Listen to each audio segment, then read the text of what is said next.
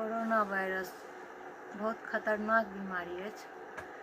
अपनो बचू, सबके बचाओ आ काल्हि जनता कर्फ्यूके पालन जरूर करू। घरसँ नहि निकलू, घरमे रहू।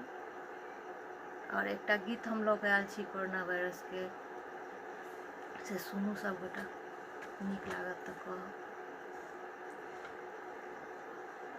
यो भैया कोरोना वायरस फैलल अपना देश में, रहबै कनी परहेज में ना।